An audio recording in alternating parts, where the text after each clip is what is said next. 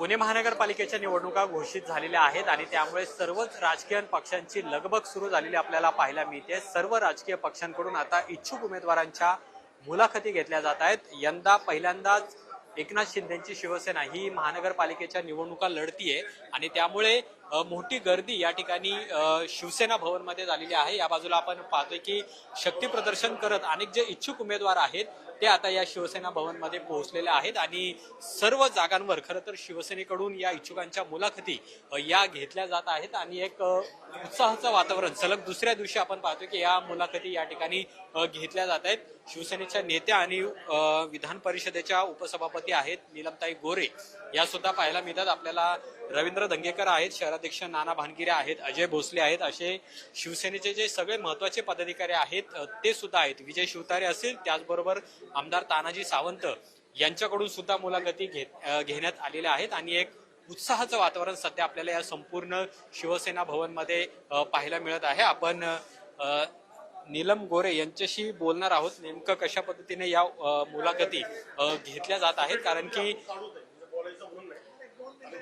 ताई आज तुम्ही मुलाखती घेतायत। खरं तर एकनाथ शिंदेची शिवसेना ही पहिल्यांदाच महानगरपालिकेच्या निवडणुका लढतीये, कशा पद्धतीचं वातावरण आहे, उत्साह आहे? खूप वर्षांनी ही निवडणूक महानगरपालिकेची होतीये आणि त्यामुळे प्रचंड असा उत्साह कार्यकर्त्यांच्या मध्ये आहे।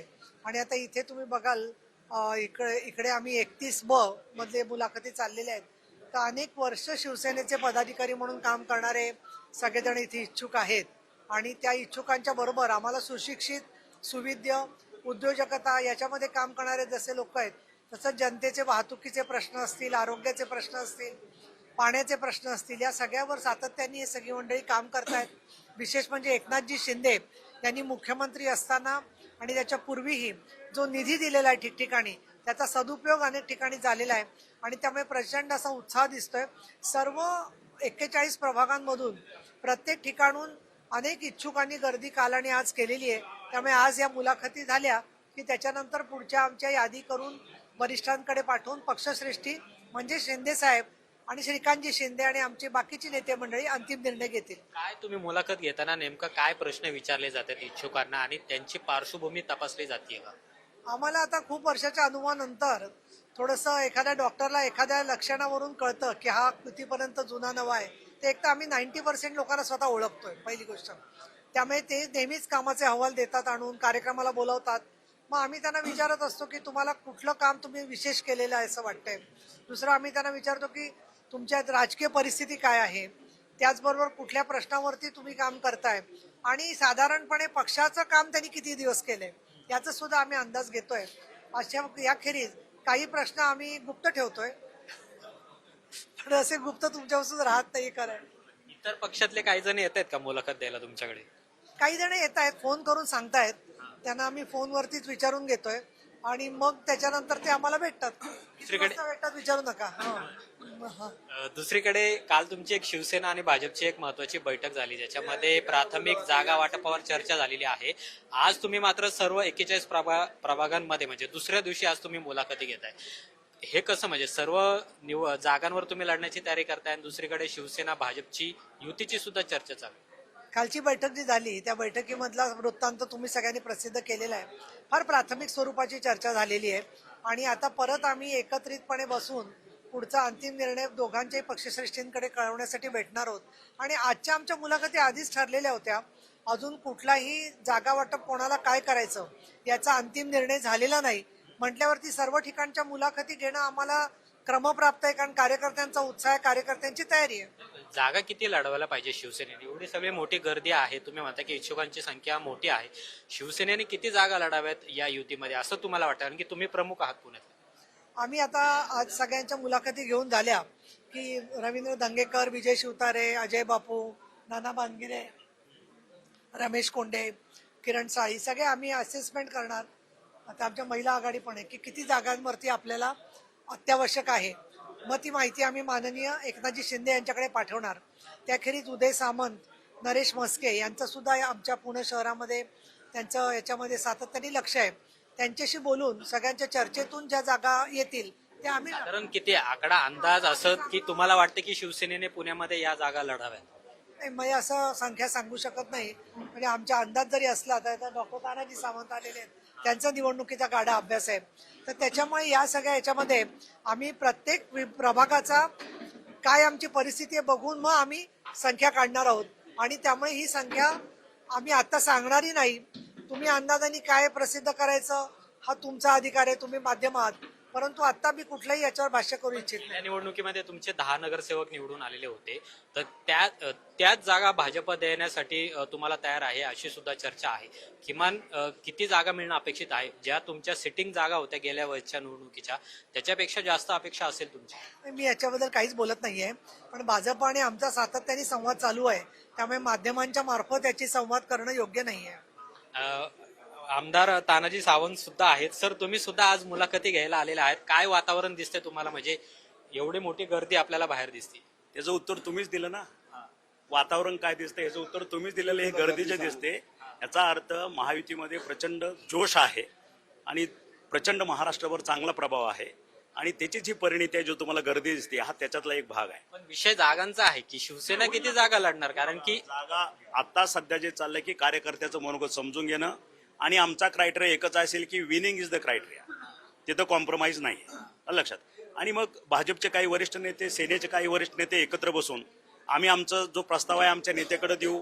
भाजपचे जे लोक असतील ते त्यांचा प्रस्ताव नेत्याकडे देतील आणि वरिष्ठ लेवलवरती चर्चा होऊन ही युती होणार, ही काळ्या दगडावरची रेग आहे. युती होणार, पण जागा किती असाव्यात तुम्हाला असं? हे वरिष्ठ डिक्लेअर करतील ना. आम्ही आमची फॉर्मॅलिटी जे आहे ते कम्प्लीट करतोय. We are assessing our candidate आणि तो आमचा जो ड्युटी आहे ते आम्ही कम्प्लीट करतोय. त्याच्यातनं स्ट्रेंथ जे आहे आमची विनिंग कॅन्डिडेट त्याची लिस्ट फक्त आम्हाला द्यायची, ते आम्ही काम करतोय. सर, दुसरा एक प्रश्न तुमच्या संदर्भात आहे. म्हणजे तुम्ही इथं आलायत म्हणून विचारतोय की तुमचे चिरंजीव सुद्धा निवडणुकीसाठी इच्छुक आहेत. त्यांनी सुद्धा मोठी तयारी सुरू केलेली आहे. तर काय नेमकं शिवसेनेकडून ते लढणार आहेत का इतर पक्षातून त्यांना संधी आहे? शिवसेनेकडं लढणार तुम्ही इथं मुलाखत दिली आहे का आता इथे? ते आता बघतील ना. कमिटी आहे सगळी, ते ठरवतील. तो काम करतो हे तुम्हाला माहित आहे. कमिटी डिसाईड करेल. ते मी एकटा नाही डिसाईड करणार. कुठल्या पक्षाकडून लढते ते? येतो ना. आपल्या पक्षाकडे जायची गरजच नाही ना. माझा स्वतःचा पक्ष असताना मी इतर पक्षाकडे का जाऊ? जर लढायचंच असेल तर तो शिवसेनेकडंच लढणार.